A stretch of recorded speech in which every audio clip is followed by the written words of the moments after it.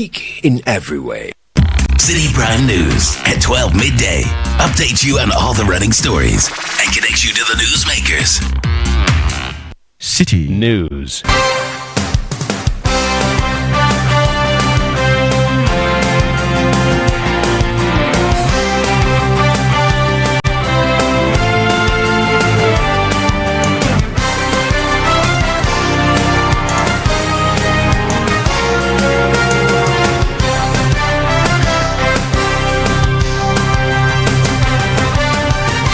Hello, good afternoon and welcome to the Citi Prime News. The news is live from our studio at Adabraka in Accra. I am Zoe Abubeiduadu. Coming up, heavy security at Meisha Palace as Otum Force Head to the second resumes mediation in the ongoing Boko conflict.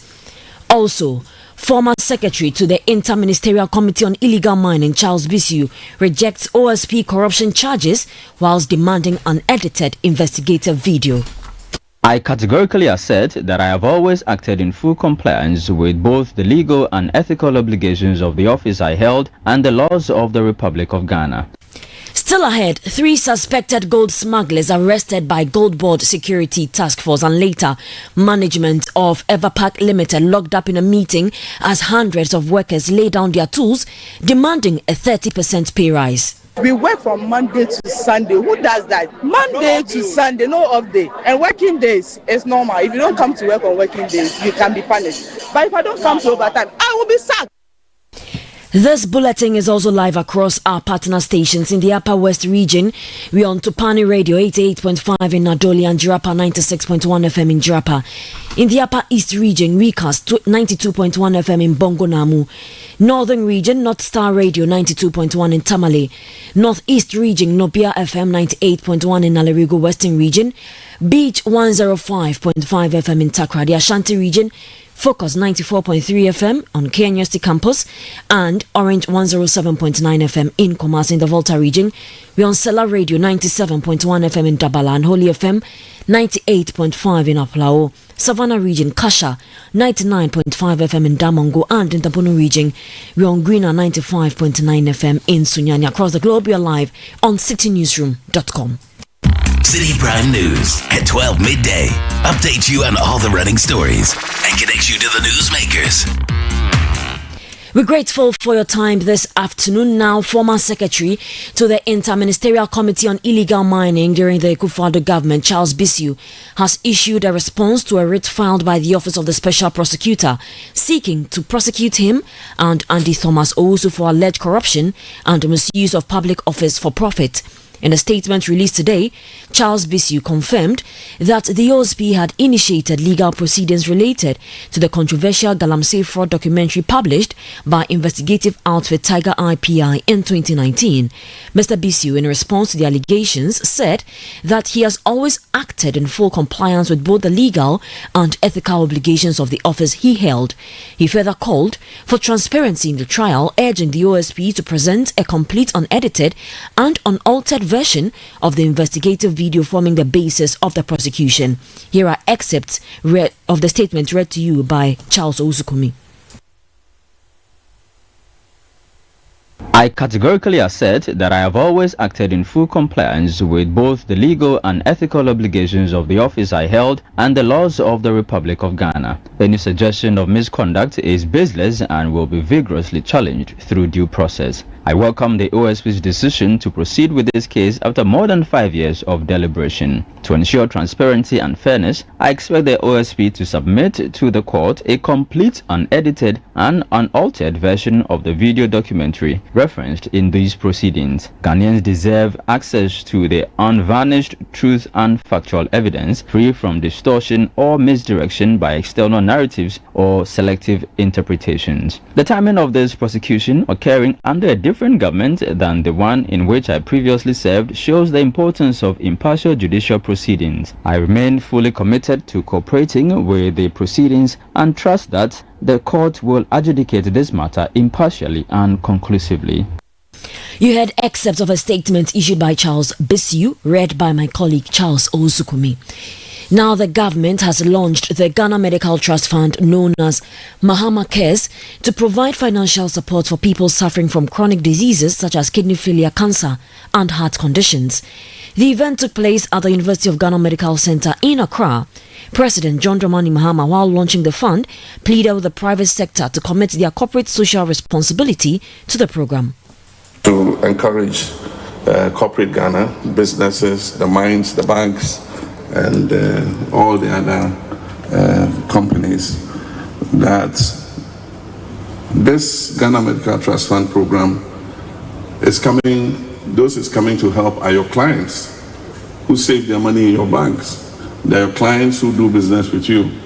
And indeed, they are not only your clients, they are even your own staff. Some of your staff have died, from breast cancers and diabetes and all that. And so, as part of your CSR, if you give anything, you are giving it not just to help people, but to help your own clients and your customers and your own staff. But whenever Accountant General finishes, 6 months of whatever I'm entitled to will go into Mahama Cares. That was President John Dramani Mahama. Now, Minister for Health Kwabena Mintah Akando said the initiative is designed to ensure fairness in healthcare access, particularly for those facing financial barriers to treatment. In his opening remarks, the sector minister revealed that a draft bill detailing the management framework of the fund will be presented to Parliament. This process has successfully completed a comprehensive policy document detailing the operational and management framework of the fund. Secondly, the draft bill for the establishment of the Mahama Care Fund is now ready and will be submitted to Parliament immediately after the recess. Most importantly, that's the primary obstacle. The capping of the National Health Insurance Fund has been removed. This significant development has unlocked substantial resources, ensuring that a dedicated allocation of funds will now support the full-scale operation of the Mahama Care Fund. These developments demonstrate our seriousness of purpose and commitment to the health and well-being of the Ghanaian people. As Minister for Health, I take this opportunity to call on all heads of agencies under my ministry, along with all collaborating institutions whose mandates are critical to the successful implementation of the Ghana Medical Trust Fund. That was the Minister for Health, Kwabena Mintah Akando. Now, hundreds of workers at Everpark Limited are protesting what they describe as inadequate 10% salary increase. The workers say their salaries have remained unchanged for over a year, despite being required to work night shifts and on statutory holidays. Some of them, speaking to Citi News on condition of anonymity, revealed that they earn as little as 1,000 cedis a month and are demanding at least 30% increase. They also allege being frequently forced to work overtime without proper compensation, with those who refuse facing the risk of dismissal. Let's hear from some of them. Every day they are loading trailers. Every blessed day. We work from Monday to Sunday. Who does that? Monday to Sunday, no off day. And working days is normal. If you don't come to work on working days, you can be punished. But overtime, Saturday and Sunday, it's not compulsory. But if I don't come to overtime, I will be sacked. If you don't come to overtime on Sunday, you will be punished. You will be asked the reason why and you will go home. Why? I don't go to church. I don't get time for my family. I don't get anything. Monday to Sunday, each and every day, Monday to Sunday, you are here. And if you didn't come one day, they will tell you why. Or they will deduct more than 3 days absent from your money. They will deduct it from you. How much is the money before? Sometimes you will get, at the end of the month, you earn maybe 1,000, 1,002. But they say when you are absent one day, they will deduct 3 days absent from your money. So you earn maybe 800, 900, yeah. So you hear there's some workers of Everpark Limited speaking to my colleague Fred, who joins us on the phone lines. Good afternoon, Fred. Good afternoon, Zoe. We understand that management was in a meeting to address these concerns that have been raised by the workers. Has the meeting concluded? Not yet. The management meeting is still happening, but the workers are also on the street playing football, trying to entertain themselves, waiting patiently for their leaders who are currently locked up in that meeting with management to come up with some positive news. And for the workers, they believe that nothing short of a 30 to 50% salary increment will be entertained. They want to send their message clearly to management that they've endured so much hardship, and taking into account the current economic situation, they believe that the 10% that management is proposing to pay them is quite inadequate, and they will do everything to resist it. So the workers, hundreds of them, they are on the streets in front of the company within the South Industrial Area. Some are playing football, some are taking shelter under trees, while others are also relaxing, basically waiting for what the information would be from management. I have one of them here with me. At least let's try to understand why they are on this particular strike. Welcome to Prime News on Citi FM. Thank you. Why are you on strike? We are doing just sit down strike because our leaders and other one they don't respect us. They just do their thing on their own. 10% is not enough for us. With this current situation, everything is tough. Everything is hard. Everything. You can't even afford to buy anything. That money is peanut. So you are just telling them 50%, 40% is okay for us. Without 50%, 40%, nothing else. What work do you do specifically in the company, and how much do you earn a month? I'm machine operator. I'm manufacturing zero. My monthly salary is 1,500. So how do you survive on that? It's not easy because we are just eating once in a day. Sometimes you can't even afford to 2 meals in a day. So if you check about those things, it's not even our first. It's peanut. And even some workers receiving 1,000, 1,200 as a monthly salary. Well, so Zoe, that is one major concern from some of the workers. They say that it is either 40% or more. They are not going to accept anything less, and they are waiting patiently for management to come with some good news. All right, thank you very much. We'll be waiting, and when there's an outcome of that meeting, kindly update us, and we'll do same with our listeners. That was Fred Duho, who is my colleague, reporting from the South Industrial Area, where hundreds of workers at Everpark Limited are protesting what they describe as an inadequate 10% salary increase.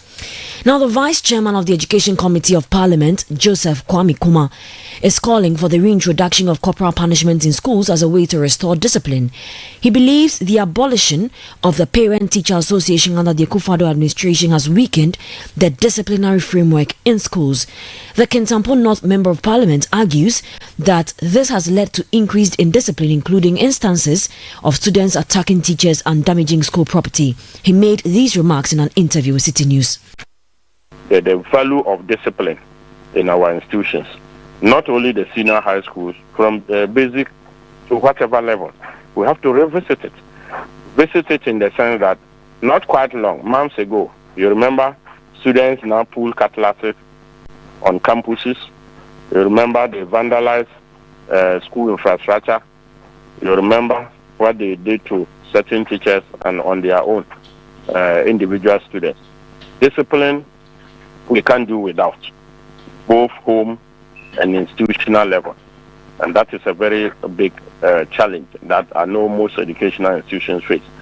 And I would say this thing is now more pronounced because, we used to have Parent-Teachers Association, which we later reversed and made it Parents Association.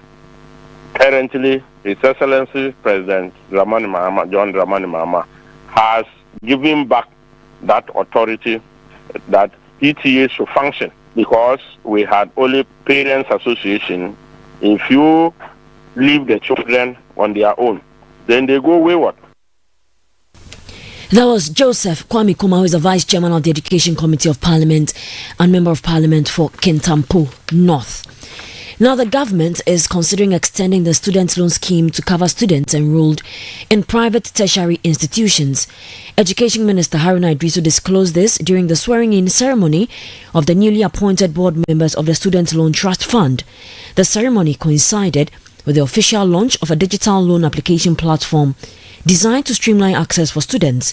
According to Haruna Idrisu, the proposal seeks to offer financial support to students in private universities, many of whom face similar economic hardship as their counterparts in public institutions, but remain ineligible under the current scheme. Government is considering expanding the student loan scheme to students even in private universities. So for this year, your remit will be to look at what is obvious and natural within your mandate. But it's a desire of the president to expand it to other Ghanaians who equally are struggling, maybe because of their inability to get admission into a public university. They've had to go into a private university. They are still Ghanaians. And this is a loan repayable by the student. Understandably, I'm told that happily my colleague, the Honorable Dandawa, who represents the Ghana Education Trust Fund. The Student Loan Trust Fund needs the support of the GET Fund. That was the Education Minister, Haruna Idrisu. You are still listening to the City Prime News. My name is Zoe Abube Eduardo. Still to come, heavy security at Menchia Palace as Otumfuo Oseitu II resumes mediation in the ongoing Boko conflict. We'll bring you the details shortly. Please stay with us. City Prime News at 12 midday. Update you on all the running stories and connect you to the newsmakers.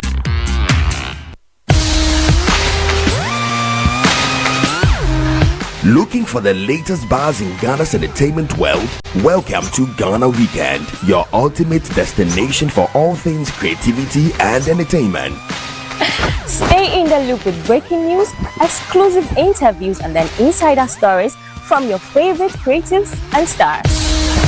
From music, movies, fashion and art, lifestyle and culture, Ghana Weekend brings it all together. Get a daily dose of entertainment, discover new talents, and never miss out on the creativity that defines our vibrant culture.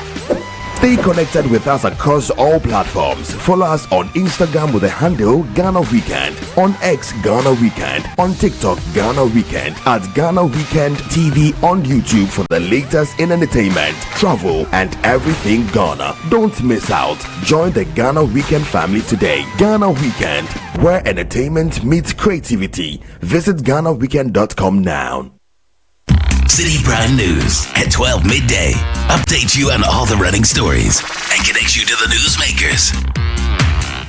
Thank you for staying with us on the City Prime News. Let's take you to the Ashanti region now, where the mediation efforts between the two factions involved in the ongoing Boko conflict is set to resume today as the Asantehene Otumfuo Oseitu II leads the process.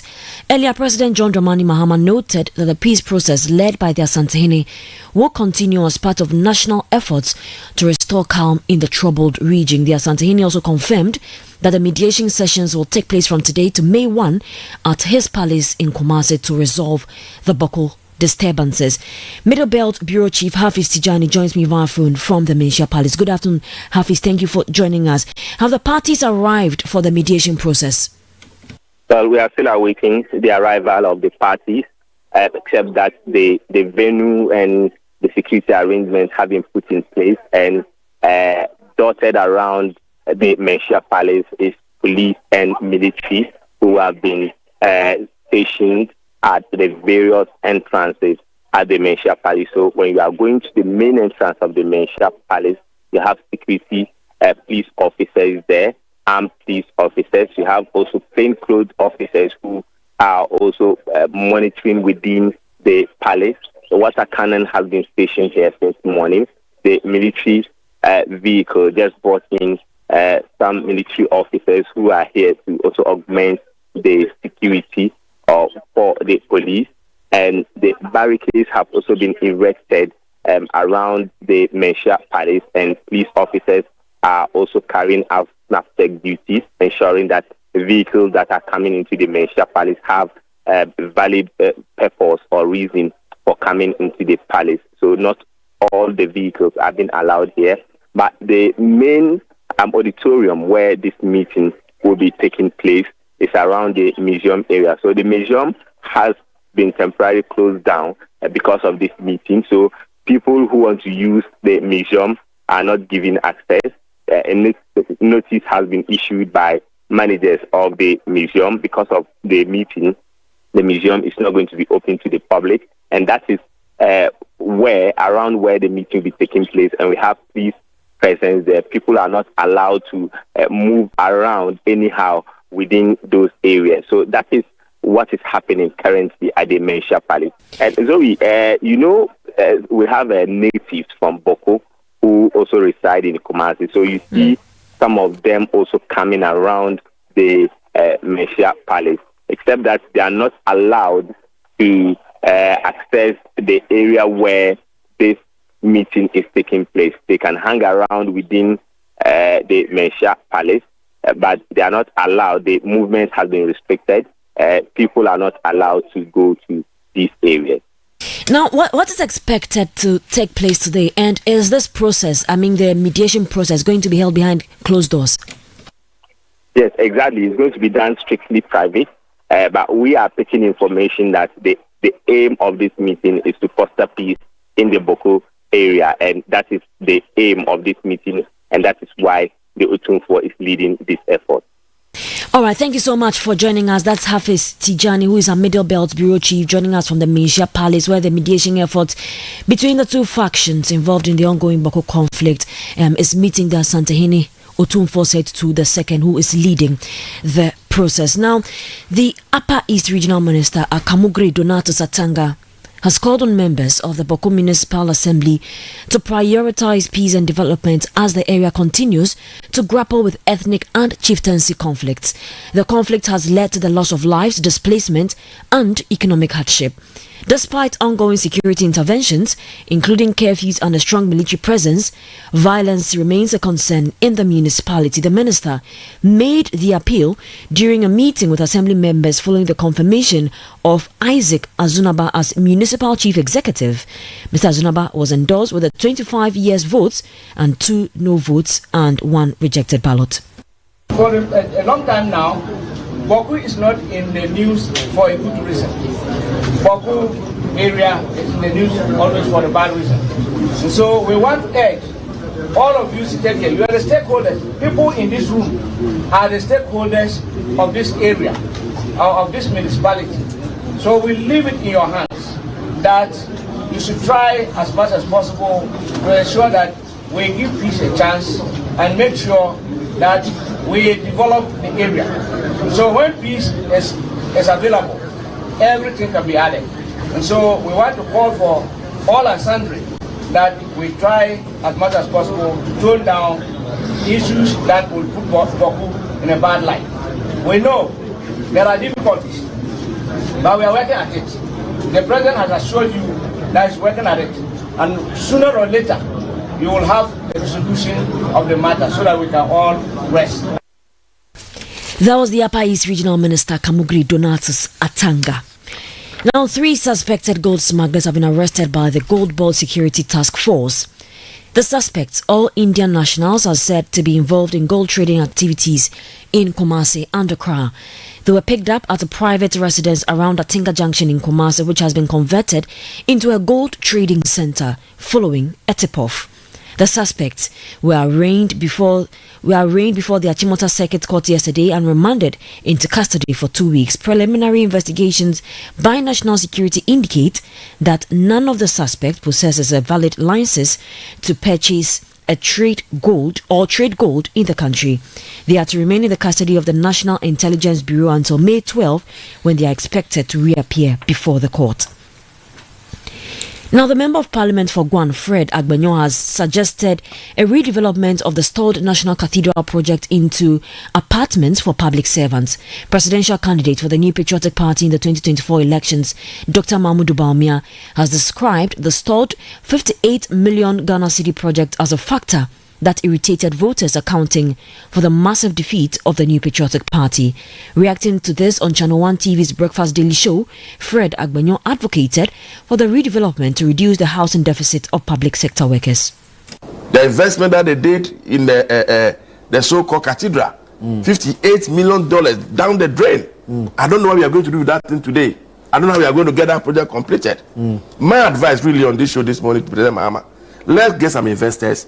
let's convert that whole place into some beautiful apartments for workers.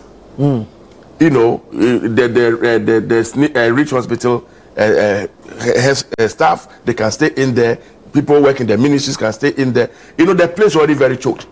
And the traffic that we have in town, that is the only thing I turn that place into. Because for me, I've been from the word go. So how do you go and put a cathedral in that space? There was a member of parliament for Guan, Fred Agbenyo there. Now, the movement for change has urged political parties, particularly the New Patriotic Party and the National Democratic Congress, to refrain from politicizing the suspension of the Chief Justice Gertrude Tokonu. The group states that former President Mahama's action aligns with constitutional procedure, having been taken on the advice of the Council of State and based on a prima facie case.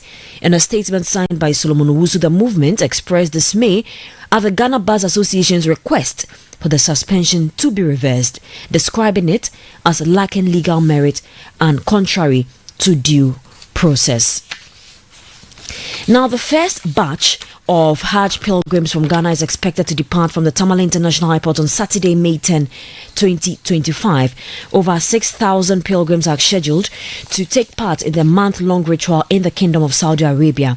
As part of its campaign promise, government has reduced the Hajj fare from 75,000 cedis to 60,000 cedis. In total, about 12 flights will transport Ghanaian pilgrims. The first flight from Accra is scheduled for Saturday, May 17, while the final flight carrying officials of the Hajj board will depart on May 22. Now, in a bid to reward customers for their loyalty and support, Petrosol Platinum Energy Limited has awarded over 20 prizes, including a brand new Suzuki vehicle, during the second grand finale of its national sales promotion.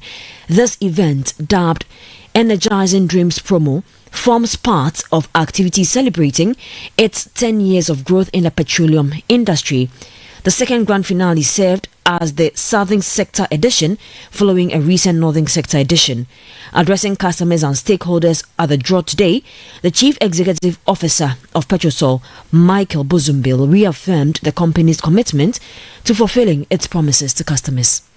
Sometimes, even in big national events, you hear that they've done that national event and you hear the winner complaining that he or she did not receive the whatever was promised as the reward.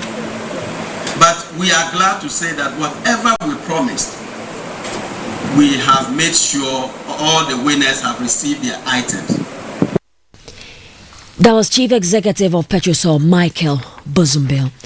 The General Superintendent of Assemblies of God Ghana, Reverend Stephen Yenosom Wengam, has urged Ghanaians to take part in this year's Family Consecration Service organised by Citi FM with support from Channel 1 TV. Family Consecration Service is an annual spiritual exercise for families which happens every 1st May to begin the Family Month series. Speaking on the Breakfast Daily Show on Channel 1 TV, Reverend Wengam invited believers from all walks of life to participate massively in the special prayer service this Thursday. And I really want to urge Ghanaians and everybody, come in your numbers. Come and pray for your family. Families are under attack. Look at the generation now. Look at the young people. The enemy, the devil is destroying their destinies. Nobody can tell what tomorrow holds. So come and let's secure the future. Come and sanctify your family. We have all sinned against God. One component which I normally the whole family to do, repentance, to confess our sins. You know, Joel 2:15-17 talks about that. We come to the altar. Okay. Because of Achan committed a sin, and his innocent wife and children, God roped them in. We call it corporate collateral damage. So just come to confess your husband. Job in the Bible, anytime he sacrificed, he will confess the sins of his children. So let nobody, oh, my children, they are good children. Do you know what they do when they go to school? Oh, my husband is the nice man. Do you know what your husband does in the office? He's been squeezing some small girls, and yet he comes to the house and you think he's an angel. Come and repent on behalf of your family. Thursday, Oil Dome, Ra House Chapel, a central location near which a bit Lamptey Circle. You can't get lost. Come and you'll never be the same. Right. That was the General Superintendent of the Assemblies of God Church, Reverend Stephen Wengam. Now, Minister for Energy and Green Transition, John Abdullah Jinapo, is urging consumers to bear with the upcoming 14.75% increase in electricity tariff will take effect on May 3, 2025. The adjustment announced by the Public Utilities Regulatory Commission is aimed at stabilizing the energy sector and addressing ongoing operational and financial challenges. Speaking at the Committee of Ministers meeting of the West African Gas Pipeline Project in Accra, Mr. Jinapo said the tariff review is necessary to sustain power supply. There's been a lot of debate about tariffs in Ghana. Our energy sector today has a debt of about 80 billion, and something must be done to deal with that. And I want to appeal to Ghanaians and the general consuming public to bear with us, even as we take some of these difficult but unavoidable decisions in order to ensure that we have stable, reliable, uninterruptible, and sustainable energy sources for our own economic development. That was the Minister for Energy and Green Transition, John Abdullah Jinapo. That's how we end City Prime News, which has come live from our studio in Adabraka, Accra. You can log on to our website, citynewsroom.com, for more news. My name is Zoe Abubedo. Many thanks for listening. City News. We